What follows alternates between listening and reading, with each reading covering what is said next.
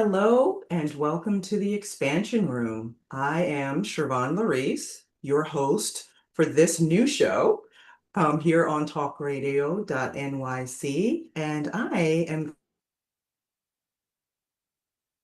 glad to be here, and I'm glad that you all are here to join me for this first episode.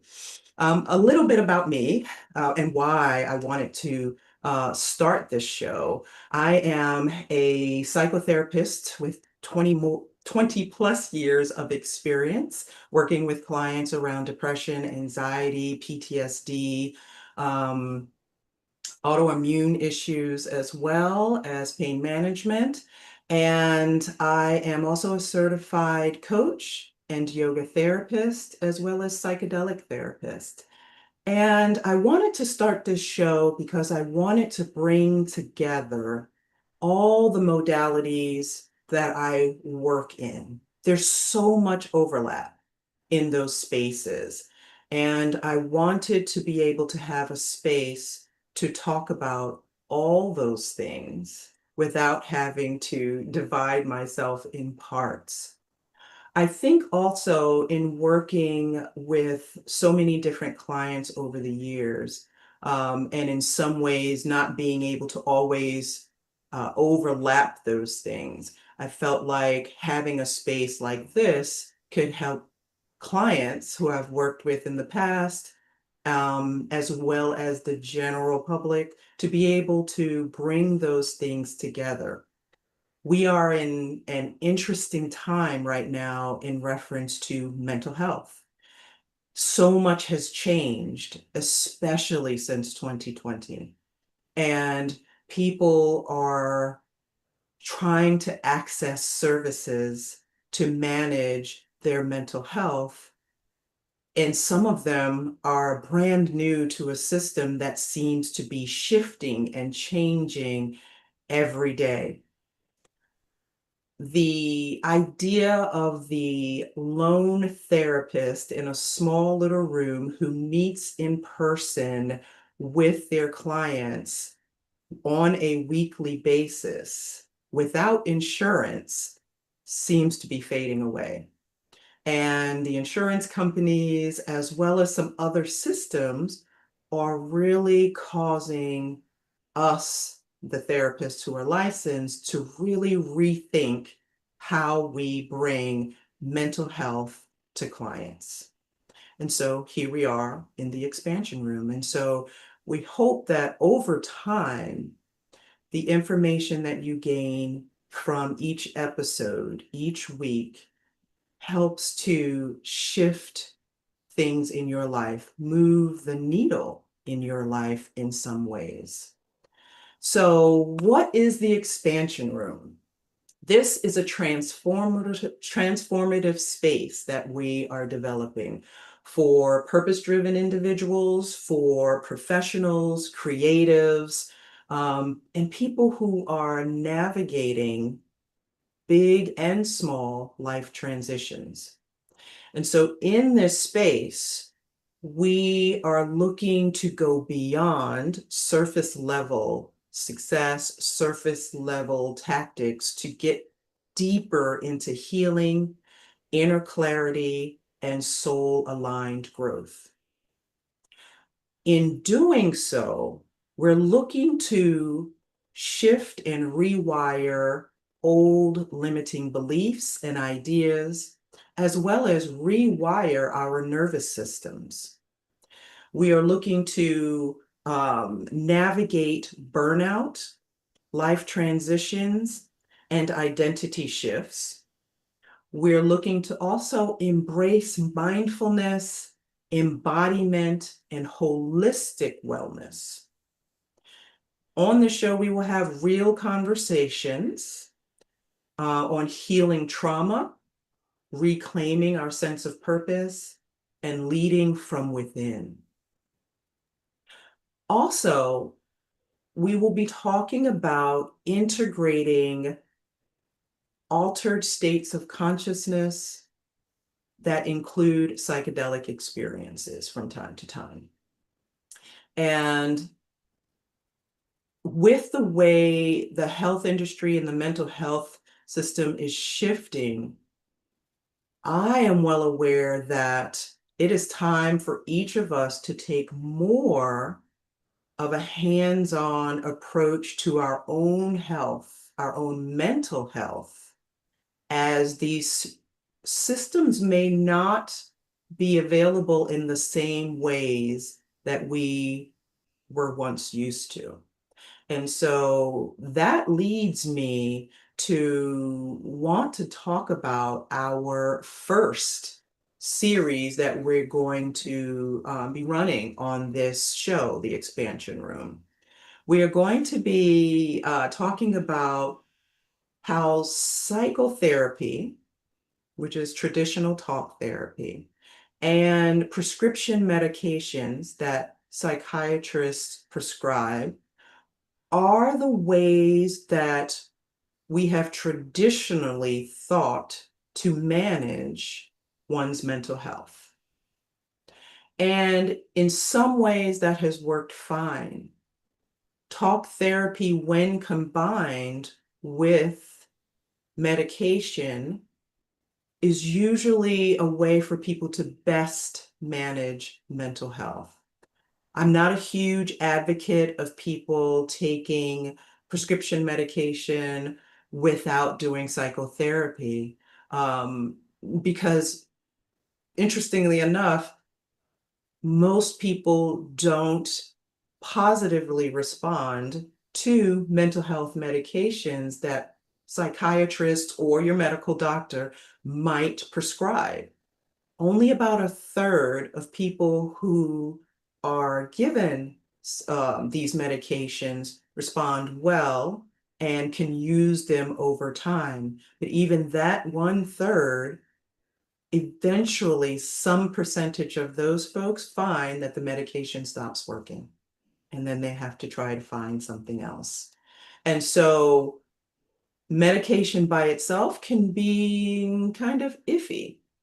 When put with talk therapy of some kind, I always recommend to people that they basically shop for a psychotherapist, meeting with two or three, having a free consultation to talk about your needs and see if you're a good fit is really imperative, because this is going to be the person that you're talking with on a weekly or bi-weekly basis and sharing your most intimate life struggles and information with. And so you want to feel like, as some people like to say, you want to feel like you vibe with that person.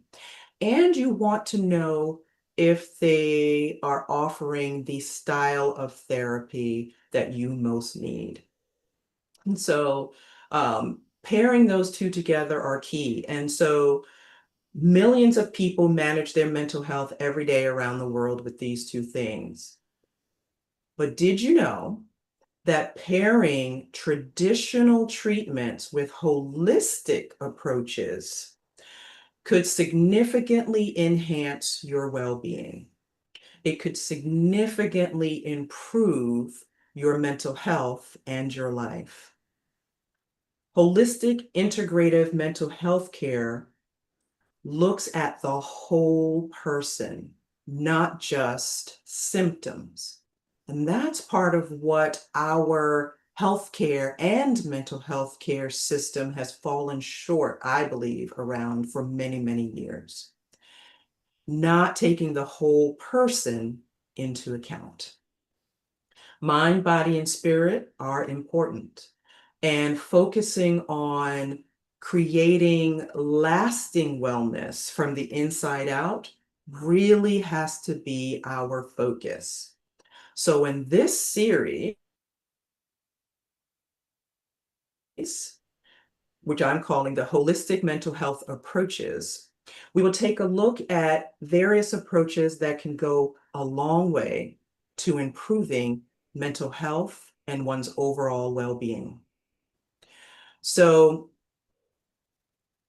this week, you just have me, but there are going to be some weeks that I invite in guests who are going to help us tease out some of these subjects that we're going to be talking about.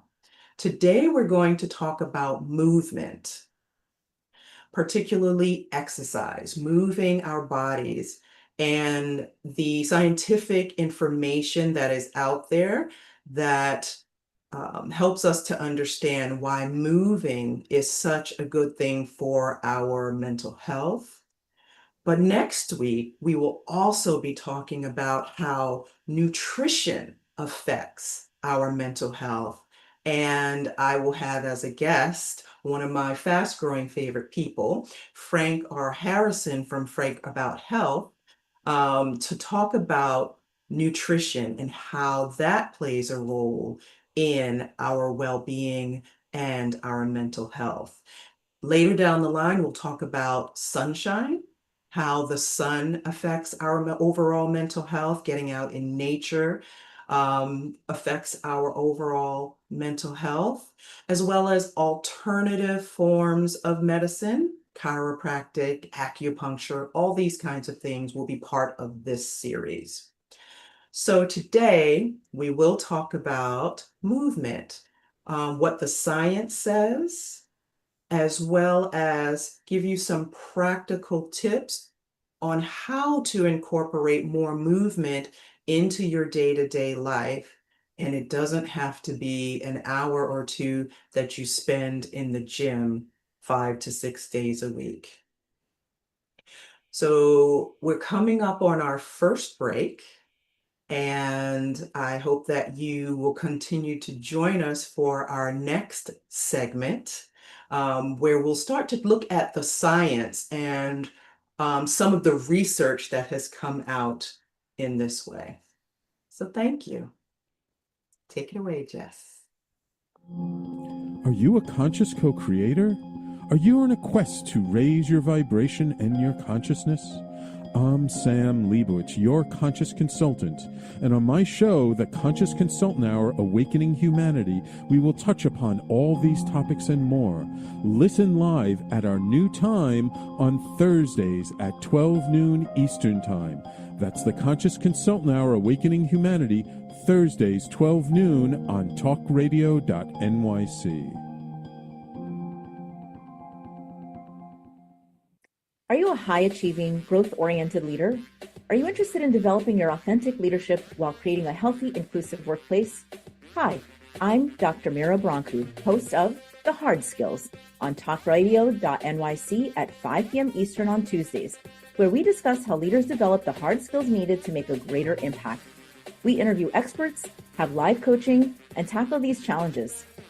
Listen to The Hard Skills on Tuesday at 5 p.m. Eastern on TalkRadio.nyc. Are you a purpose-driven individual looking for deeper healing, clarity, and growth? Welcome to the Expansion Room, a transformative space for purpose-driven individuals. I'm Siobhan Larice, host, licensed therapist, and coach. Join me every Wednesday at 5 p.m. Eastern Time on TalkRadio.nyc. You're listening to Talk Radio NYC. Uplift, educate, empower.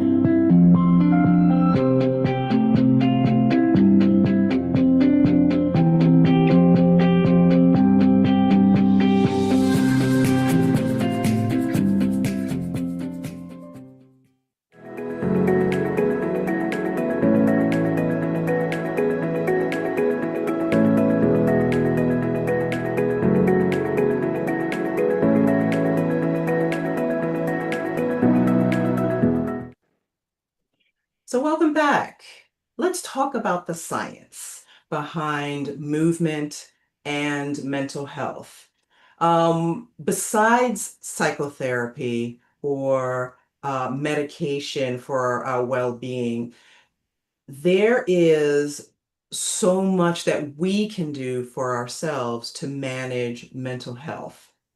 At a chemical level, most of us talk about maybe endorphins, dopamine, serotonin released in the brain. But believe it or not, most of those neurotransmitters actually happen down through the central nervous system into our gut. And so part of us moving is helping that process along. And we'll talk more about that in this series as well. So we'll come back to that.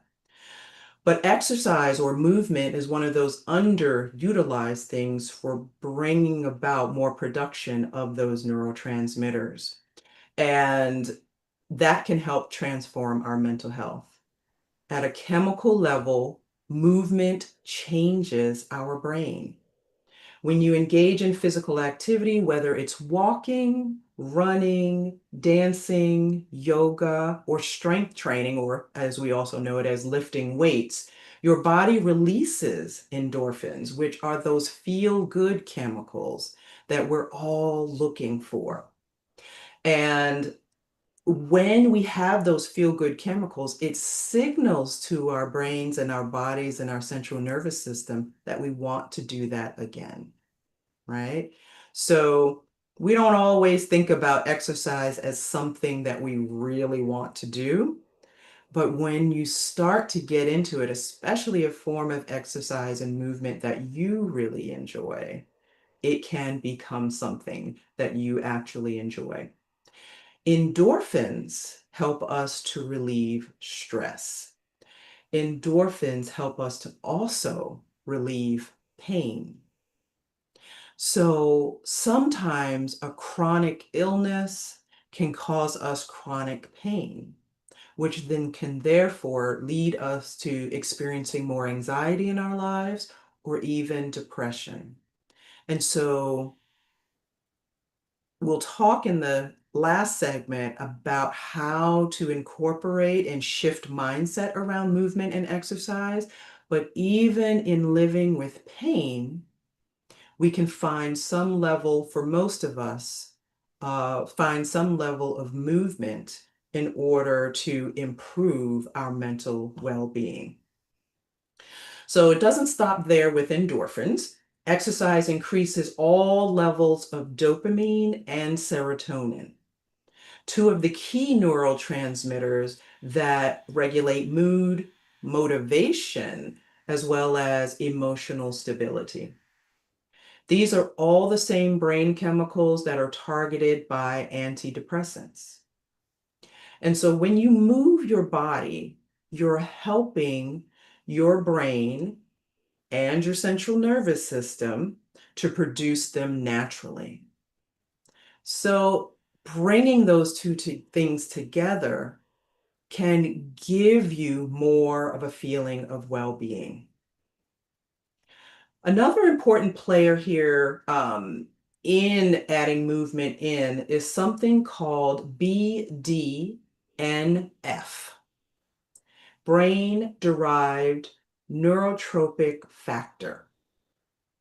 Thinking of BDNF as kind of a fertilizer maybe for your brain, it supports the growth of new brain cells and strengthens the connection between them. So it used to be this idea that as we aged, our brain cells started to die off and fall off, and you couldn't change that. And it kind of went along with that old saying, you can't teach an old dog new tricks, right? Well, the science in the last 20 or so years have debunked that. And basically, as long as we are alive, as long as our brain is functioning, we can actually make new brain cells. So this is where that word that I think a lot of us have started to hear in recent years, neuroplasticity, comes in. So moving your body encourages neuroplasticity. It encourages the growth of new brain cells. This is crucial for the brain's ability to rewire itself. And in doing so, can also lower the incidences of depression and anxiety and trauma response. So think about that. Just something as simple as incorporating going for a walk every day could help your brain to function better, to create brand new cells, to keep your mind feeling young, to keep the symptoms of depression low.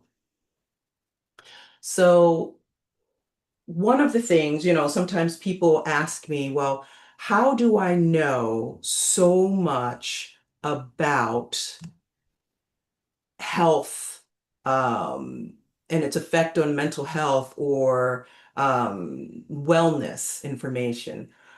In my early 30s, started to experience what we now call symptoms of fibromyalgia. And eventually, after years of going back and forth with the doctors, trying to figure out what was going on, they gave me that diagnosis. I still don't know how accurate that was, but that's where we were. My experience with it was roving pain in my joints and throughout my muscle structure that caused me to be in pain more days than not. One of the things I realized, and I was in my 30s, late 30s, when I started to really realize this, was that I needed to take my own health and therefore mental health into my own hands, because our healthcare system is amazing in a lot of ways, but for acute stuff. If you live in a major city and you are in a car accident or you get shot or something happens that is a trauma to the physical body, usually a great thing. You can go to a hospital and see a great doctor and get repaired, so to speak. But for chronic stuff where it's hard to explain and there was no injury, it's harder for them to manage for you. And what they know is to give you medications. And I am not a fan of just giving medication for symptoms, without really knowing the undercause. And so I started looking for what could make me feel better. And so for me, it was the bringing together of several different modalities. So having my own therapist at that time, getting back into yoga for physical movement, because I felt like yoga would be gentle enough for me to keep moving without causing more pain. And so when I got back into the yoga and started to actually feel better, I decided to take my first yoga teacher training, and then eventually went on to a yoga therapy certification, because I knew that for some people, their mental health was affected by pain in their life. And that was the start of my journey towards healing the physical body that I move around in. Now, I'm from New York City, so I love that my show is on TalkRadio.nyc. I grew up in Queens. And I wasn't really much of an outdoorsy kid. My mom was a runner, and I'd get up with her in the mornings and she'd run around the track, and I'd sit on the bleachers and root her on. She always tried to get me to run. I was not a fan. But as I've gotten older, I now live in Maryland, and I have gotten really into the trees, into nature, and I enjoy going for hikes and I enjoy going for walks. And I now see the benefit of those walks, including with yoga, in my day-to-day life, to keep my physical body feeling better, as well as my mental health in a good place. So, what does it mean in real life terms when we talk about adding more movement into or exercise into our daily lives? It doesn't just help you feel better in the moment, it actually supports your long-term brain health and emotional well-being. So, taking this one step further, we can look at how it applies for specific conditions, right? So for those dealing with depression, studies have shown that moderate aerobic exercise 3 to 5 times a week. And when they say moderate, they mean a 20 to 30 minute stint of movement, could be just walking, can be just as effective as taking an antidepressant for some people. For anxiety, movement helps regulate stress response. It lowers cortisol and it calms the nervous system. All important when you're dealing with anxiety. Even just a 20-minute walk, and I would venture to say taking that 20-minute walk out in the sunshine. And then PTSD survivors often benefit from trauma-informed movement practices like yoga and Tai Chi, which help them reconnect in the present moment to their bodies in a safe way. And ADHD, ADD, exercise boosts focus and executive functioning by increasing dopamine levels, and similarly, it does this to stimulants. One of the researchers that I talked with some time ago, about 2 years ago, their research showed not only just exercise for ADD and ADHD brain, but exercising outside in nature was so important because nature gives the brain some nuance. And so with that nuance, it activates the brain for a person who's living with ADD. So those are just some of those things. Now we're about to take our second break. And when we come back, we're going to talk about PTSD in particular and what the research has shown in reference to that diagnosis. So join us again in a couple of minutes. Misalignment within your sales team or with a client stalls deals and creates unnecessary friction for you and the client, resulting in up to 37% lower win rate. If you're in pre-sales, sales, sales management, or sales enablement, and you'd like to increase revenues, win rate, margins, client satisfaction, and stay competitive, this show is for you. Hi, I'm Art Fromm, host of the Making Seamless Sales Show. Please join me live Thursdays at 7 p.m. Eastern on TalkRadio.nyc. Hey everybody, it's Tommy D, the nonprofit sector connector, coming at you from my attic. Each week here on TalkRadio.nyc, I host a program, Philanthropy in Focus. Nonprofits impact us each and every day, and it's my focus to help them amplify their message and tell their story. Listen each week at 10 a.m. Eastern Standard Time until 11 a.m. Eastern Standard Time, right here on TalkRadio.nyc. Hi, I'm Linda Marsanico. The A Train to Sedona is a memoir about my journey to love and compassion. It's also the name of my new broadcast on Wednesdays at 12 noon. When we are spiritual, we embrace possibilities and ideas, which strengthen our mind, body, spirit, health, and wisdom. On the A Train to Sedona broadcast, I plan to interview guests who embrace these expansive practices. Join us on Wednesdays at 12 noon on Talk Radio New York City. You're listening to Talk Radio NYC at www.talkradio.nyc. Now broadcasting 24 hours a day.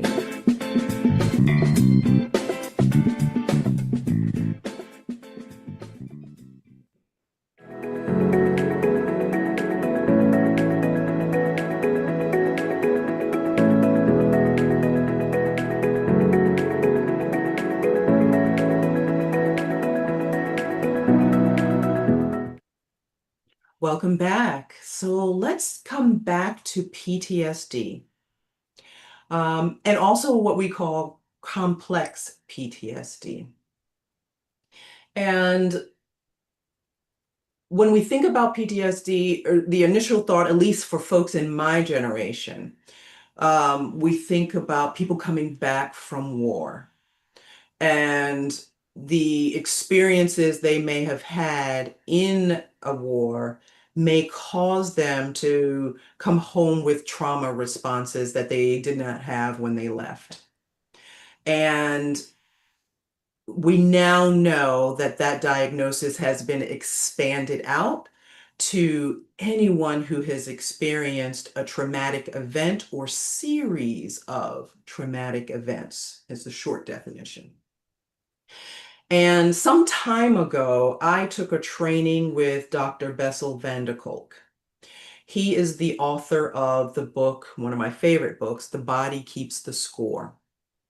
He is, or at least at that time, way back when the research began, was based in Massachusetts. And he's a psychiatrist, and he was working with people who had experienced trauma in their lives. And, as a psychiatrist, he did what he was supposed to do, giving them the diagnosis, treating them. And back in those days, psychiatrists actually did talk therapy. Most today don't do that, but he had group therapy going on, individual therapy going on. And what he began to realize that talking was not enough to heal the trauma that his patients were experiencing, and that he started to see there was a physical or somatic component to their trauma. So he started researching. He started a research program and began to figure out that it's not just here that we experience trauma, but it's throughout our central nervous system, that it holds up in our bodies. Think about if you know someone who's had a traumatic experience in their lives, and maybe it has something to do with war or violence, and they're somewhere out in the community or out in the world, or maybe in their home, and a loud noise suddenly happens unexpectedly. Their body automatically reacts in ways that maybe a person who's not been in trauma responds. And so he began to realize that people holding that level of trauma needed to be able to release that trauma. When we are dealing with symptoms of PTSD, we are not living in the present moment. There is this way of always scanning your environment for safety, whether consciously or unconsciously, not feeling safe or comfortable in your own body, and not able to fully connect with your environment, with the people in your environment, because of what you're experiencing inwardly. And a lot of messaging goes with that in your mind as well. So what came out of his research was phenomenal, and it has changed the course of the mental health community ever since, because it really enabled us to invite mindfulness practices into the therapy room without it feeling like it was some woo-woo thing that we were doing. Right. And so in Bessel van der Kolk's book, The Body Keeps the Score, he discusses several somatic practices or body-oriented therapies that could be helpful in healing trauma. This included neurofeedback, yoga, particularly yoga therapy or trauma-informed yoga, and oriented therapies that were more about healing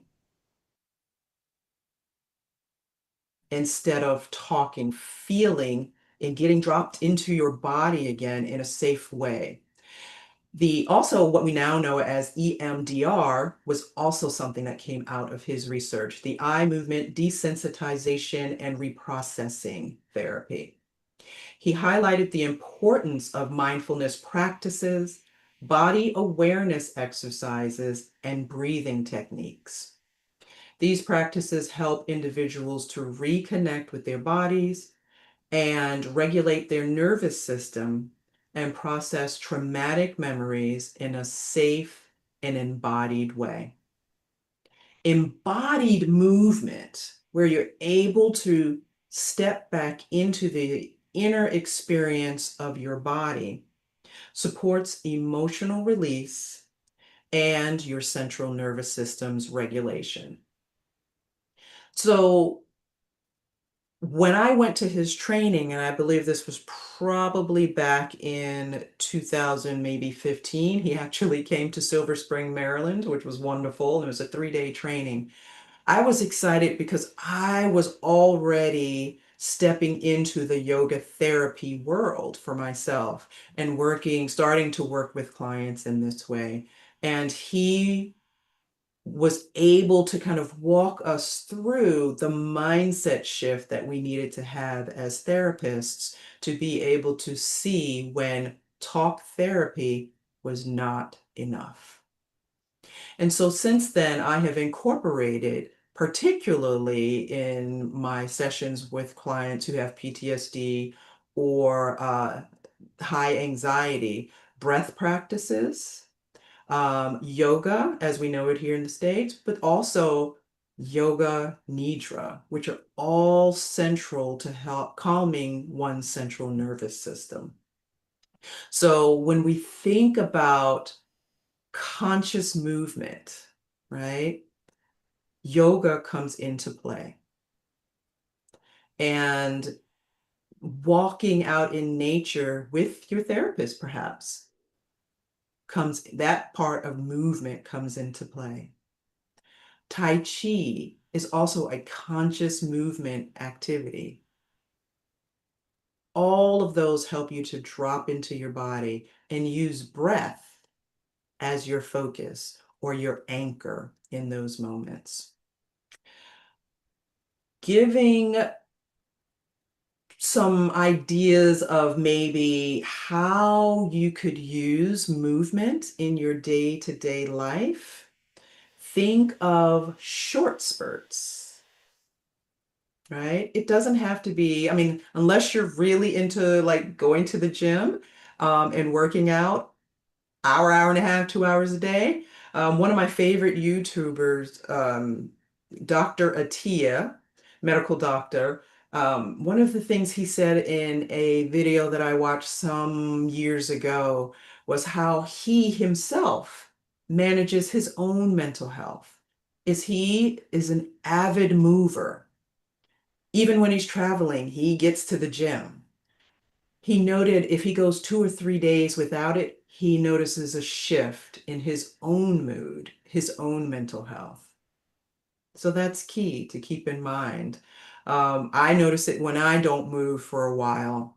If I don't get on my mat, if I don't go for a walk in my neighborhood outside, or even get on the treadmill in my house, I notice a shift. I can be really cranky if I haven't moved my body. So thinking about practical ways to integrate movement, think about short spurts. It could be training in the gym, strength training, cardio, but simpler is going for a run if that's in your wheelhouse or your capacity, but going for a walk might be better, right? Just in your own neighborhood or in a park that has trees. Going for hikes, cycling, taking a yoga class, or using YouTube. YouTube has so many free exercise classes, believe it or not, which I discovered in the pandemic. Was so surprised. So taking a yoga class, chair yoga class, Pilates, stretching every morning, going out dancing with friends, or just dancing in your living room or kitchen. One of my most fun things I love to do with my partner is when we cook together, we turn on music, and inevitably there's some dancing that goes on in my kitchen, which is a lot of fun. Think about 10-minute, 20-minute, and 30-minute spurts of exercise. Just depends on how much capacity you have each day. And one of the things that's really interesting is sometimes people are all or nothing with exercise or any change they're trying to make. But exercise. They feel like, well, if I can't do this level, I'm not going to do it. Or yesterday I was able to do 45 minutes of such and such. And today I feel I only got 15 minutes in me. I won't do it. Every little bit counts towards your improved mental health. So there are mornings where I get up and I have lots to do before I get my day going to meeting with clients. And I might only get in a 10 or 15-minute walk around my community. Other days I have time and I get in a 30-minute walk in my community. If I have time on the weekends and the weather is good, I might go for an hour-long hike, right? So it just depends on your day-to-day. Don't allow yourself to put it off because you can't do more than 10 minutes. And that 10 minutes, if you work in an office, can be you getting up and walking around your floor of where you work, or walking around the building that you work in and coming back upstairs. When I used to work for the federal government, I realized all the smokers got a 10-minute break pretty much every hour. I was like, well, I'm going to take a smoke break. So almost every hour, I would go downstairs, walk up the street and back down the street and come back into the building just so I could stretch my legs. So every little bit of movement counts. So give yourself that, right? Stretching is a wonderful way to keep your body nimble and young, right? But also to keep your mind moving. There's this thing called fascia in our bodies, and it's kind of like the web. And I put my fingers this way because it's kind of like this web that runs through all of our joints and our muscles. The densest place of fascia in our bodies is our low back. What do most people complain about, especially if they have to sit all day for hours at a time, is a tight low back. So if you get up and allow yourself to gently stretch, you feel better, both physically and mentally. And stretching your fascia signals to the brain everything is okay. So think about ways that you can incorporate even 10 minutes at a time in your day-to-day life. And it doesn't have to be all at once in the morning. If you spread it out throughout your day, actually, the science shows that that is actually more helpful than just getting in a burst of exercise in the morning. If you live in a house that has stairs, let the stairs be your exercise. That's one of the things I do. I work from home most days. And so I will literally get up between sessions, run downstairs, get some water or a snack, and run back upstairs to my office. So allow yourself to be innovative in how you get that in. So we're about to take another break. And when we come back, we'll wrap this up and talk about some more practical tips and shifting your mindset around movement. On Frank About Health, we're not just talking healthcare. We're managing disruption and innovation. Over the last 4 years, I've taken you from epilepsy and COVID to mental health, caregiving, and now the front lines of healthcare transformation. Stay tuned for a healthier future as we bring on the innovators, professionals, storytellers, and advocates who show you how to own your healthcare every Thursday at 5 p.m. Eastern Time on TalkRadio.nyc. Are you a conscious co-creator? Are you on a quest to raise your vibration and your consciousness? I'm Sam Leibowitz, your conscious consultant, and on my show, The Conscious Consultant Hour, Awakening Humanity, we will touch upon all these topics and more. Listen live at our new time on Thursdays at 12 noon Eastern Time. That's The Conscious Consultant Hour, Awakening Humanity, Thursdays, 12 noon on TalkRadio.nyc.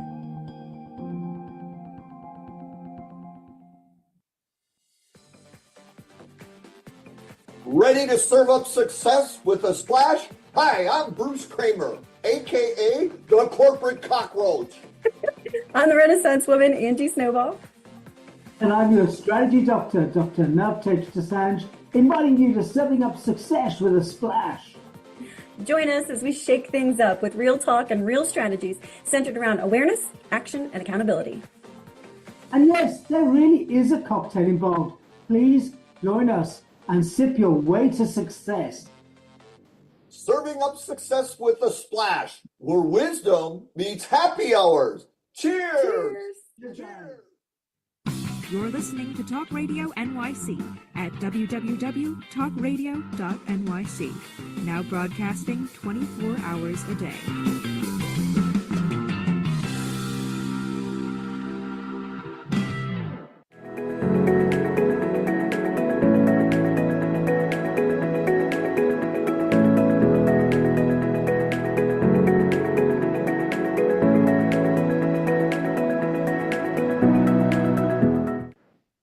So welcome back to our last segment of the first episode of the Expansion Room. And so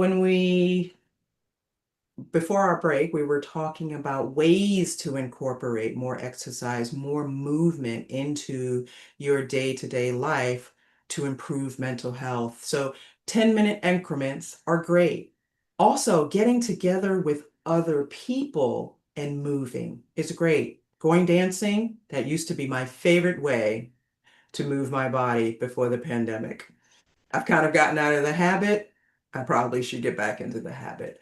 But it can be as simple as if you have meetings at work, maybe ask your coworker or coworkers if we can make this a walking meeting, right? Or if you work from home, do you have one of those walking pads that you can set up so that you can walk while you meet, right?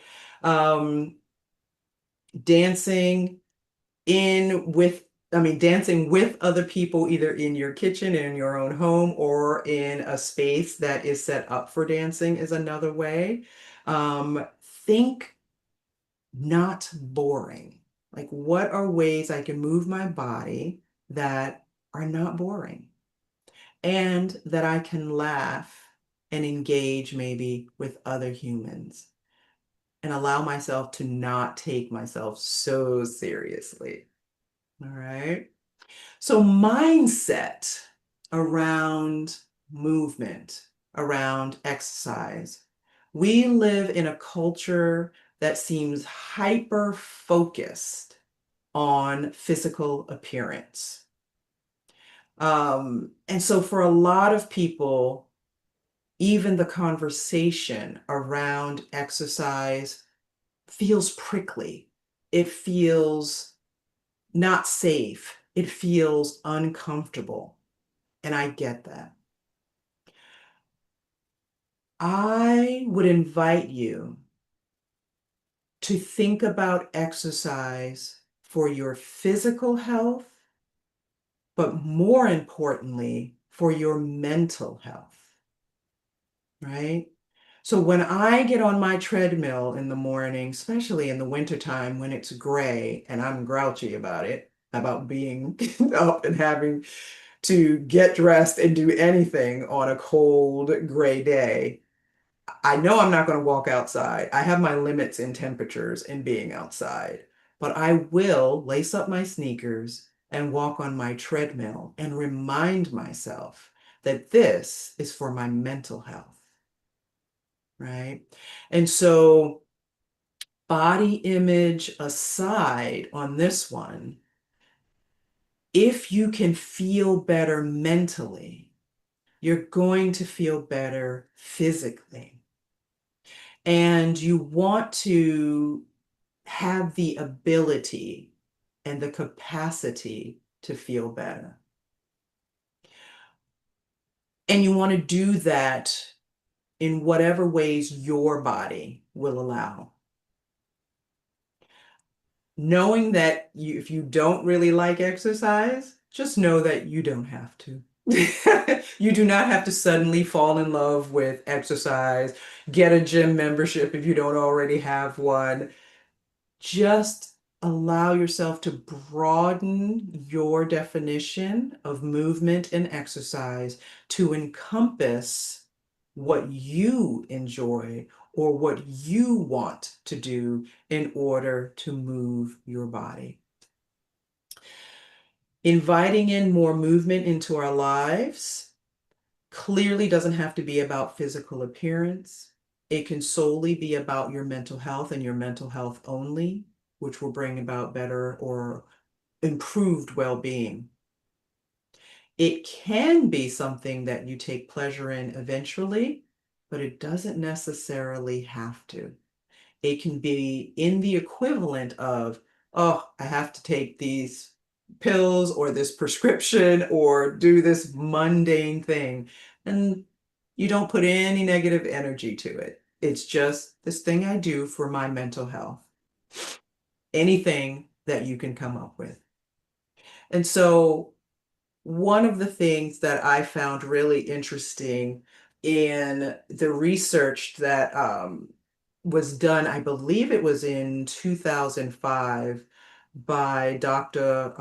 Blumenthal, was that he looked at the effects of exercise training in patients, middle-aged patients with depression, as well as older patients with depression. And what they found was after 16 weeks of doing exercise along with medication, and then another part of that group were doing exercise without medication, they found that exercise alone was just as effective as medication after 16 weeks. And the benefits lasted for many of the participants weeks after that. So know that adding movement into your life is going to be a long-term gift that you give to yourself. And you deserve to give yourself a gift. I am one of those people who have tried a lot of things for my mental health and for my physical well-being. And I am looking forward to sharing those different things with you in the coming weeks on this series. I invite you to join me next week where we talk about nutrition for mental health. And we're inviting Frank R. Harrison to that conversation, where we'll also have a demo of a dish that will be made in reference to ingredients being used in reference to mental health improvement. Thank you for joining me for this first episode of the Expansion Room. And I hope that you join me every week on Wednesdays at 5 p.m. TalkRadio.nyc. Thank you.